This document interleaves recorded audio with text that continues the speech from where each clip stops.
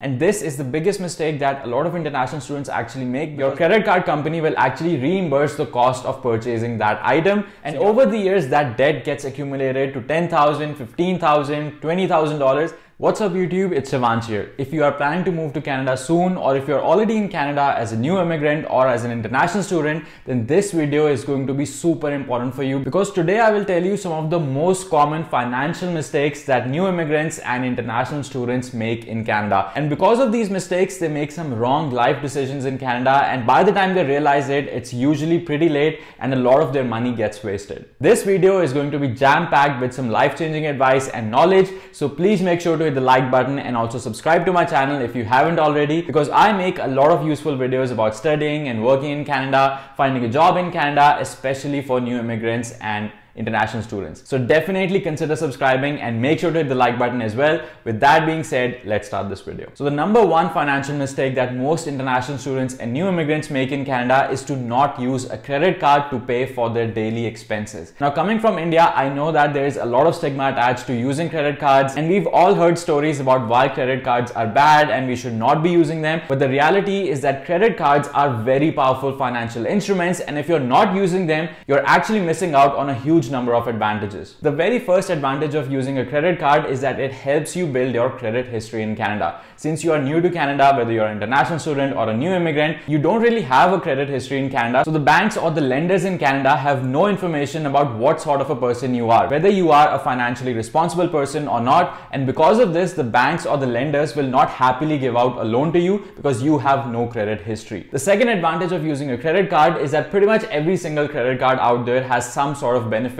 or perks attached to it. Now, these rewards can be in the form of free movies, free food, free air travel or discounted air travel, and just huge cashbacks while shopping or just purchasing your regular items such as groceries or phone bill, your food or gas payments, etc. Another huge advantage of using a credit card is that with a good credit card, you will usually get a lot of perks such as travel insurance or purchase protection insurance. So for example, if you're traveling somewhere and you pay for your flight or your trip expenses through your credit card, then if let's say your flight gets delayed or your baggage gets lost, then all those expenses are actually covered by the travel insurance for free that comes with the credit card that you have. Similarly, a lot of good credit cards come with a purchase protection insurance. So for example, if you buy a new laptop or a set of AirPods, and if you actually lose them or if they get stolen, your credit card company will actually reimburse the cost of purchasing that item. So your purchases are actually protected because of your credit card insurance. And the best way to maximize the benefits that you can get from a credit card is to put all your daily expenses or all your daily purchases on a credit card and not pay with cash or with debit. So personally, I never have more than $20 or $30 in cash with me at any given point of time, because mostly I pay for every single thing using my credit card,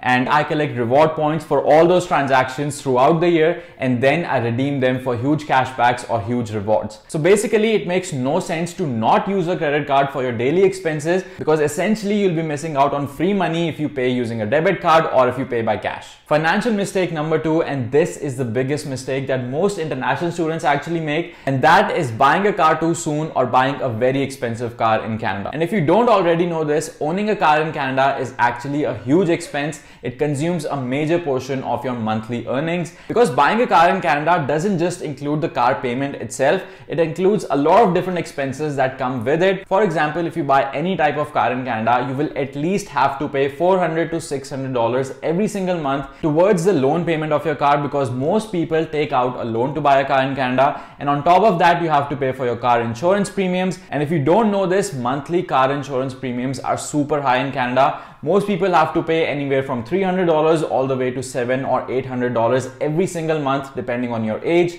and the city that you live in and the type of car you own. And in some cases, your insurance premiums can be as high as or even greater than your monthly loan payments for your car. And then on top of that, you also have to worry about the fuel cost or the maintenance charges for your car. So overall, if you own any type of car in Canada, you will have to pay about $800 to $1,200 every single month to own that car or to maintain that car, and that is definitely definitely a huge cost. And this is the biggest mistake that a lot of international students actually make, because when they come to Canada, they realize that it is so easy to buy a car in Canada. The banks in Canada are willing to give out loans to them at a super high interest rate, and this is exactly why you'll see a lot of international students owning an expensive car in Canada very early on, such as a Mustang or a Dodge Challenger. But the reality is that if you actually take out the total cost of ownership of that car and the total amount of interest that you'll be paying throughout the 7 or 9 years of your loan period for that car, you'll understand that these people pay a lot of money, even sometimes more than the actual worth of the car, in the form of interest payments, and it doesn't make any financial sense. And on top of that, a car is actually a depreciating asset. So when you buy a car, the price of that car reduces the second you take it out of that showroom, and in the first few years of owning a brand new car, the car will actually lose more than 50% of its value. So financially, it doesn't make much of a sense to own a really expensive car very early on. Yes, when you are settled in Canada, when you have a nice job, when you have enough money coming in every single month to cover your monthly living expenses and a bit of extra money for your savings or for a rainy day, at that point it might make sense to own an expensive car, only if you can actually afford it. And I have also recently bought a car in Canada, and if you want to know which car did I buy and how much did it actually cost me to buy that car, then do check out this video on my channel, because it will give you all the details that you want to know. Financial mistake number 3 is not saving money to create an emergency fund for a rainy day. Now, what is an emergency fund? An emergency fund ideally is 3 to 6 months of your monthly expenses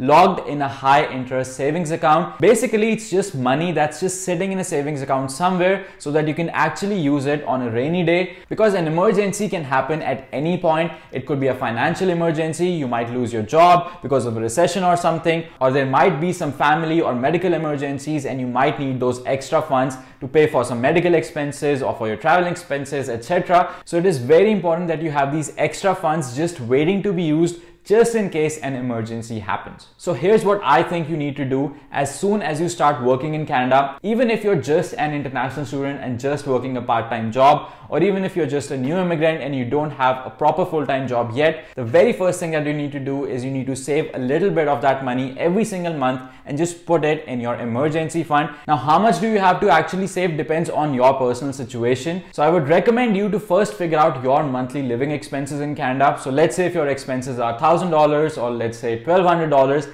then you multiply that by 3 or ideally by 6. So if you multiply 1,000 by 6, that's $6,000. Then that means that you need to save $6,000 in your emergency fund just in case something happens. And if you do this, you will have that cushion, you'll have that comfort, and you'll have that confidence that if something goes south or if something goes wrong, then you have that money to support you during those times. Now, I personally use the Neo Financial Savings Account because it's one of the highest interest rate savings accounts out there. It'll give you a 2.25% interest rate on all your savings. And if you're also interested in opening a savings account, then make sure to check out the Neo Financial account. The link is in the description box below, and you'll also get $10 when you open a new savings account with them. And if you also open a credit card account, then you'll also get $25 as a bonus. So make sure to check out Neo Financial because I personally love their products. And if you're also interested, then the link will be in the description box below. Financial mistake number 4, and this is also a very common mistake that most people make, and that is overspending and not keeping a track of your expenses. So again, as I said, it is very easy to buy a new iPhone or a new car in Canada. The banks or the lenders are willing to give out money to you on credit so that you can actually go out and purchase all those things, and they want to accumulate all the fees that they can in the form of interest charges from you. And this is capitalism at its best, and you need to understand what is important for you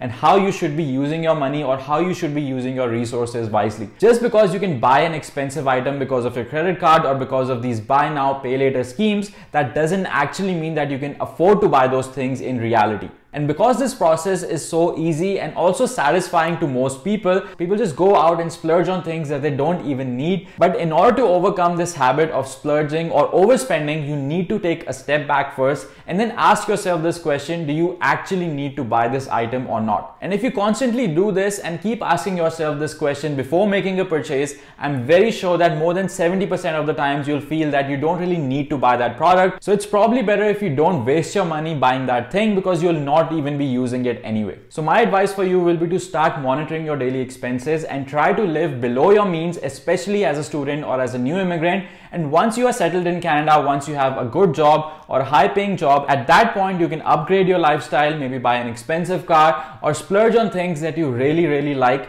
only if and when you can actually afford to buy those things. Financial mistake number 5 is not paying off your credit card bill in full at the end of every single month. Now, even though in the first point I mentioned that you should use a credit card and we talked about all the advantages of using a credit card for your daily transactions, the truth is that you have to use your credit card in the right way as well, because if you don't pay off your credit card properly, then it can lead to a lot of debt accumulation, and for that debt you'll have to pay a huge amount of interest. Because if you don't know this, credit card debt is actually the most expensive form of debt that you can get, and if you don't pay off your credit card bill in full at the end of your cycle or at the end of the month, then you will have to pay 20 to 30% interest on your outstanding balance depending on the type of credit card that you have. And because it is so easy to keep on buying things and just putting those expenses on your credit card, it is very easy to fall into a debt trap. And once you get into this credit card debt cycle, it will be very hard for you to come out of it. I've seen people just splurging out on things that they don't actually even need. And over the years, that debt gets accumulated to $10,000,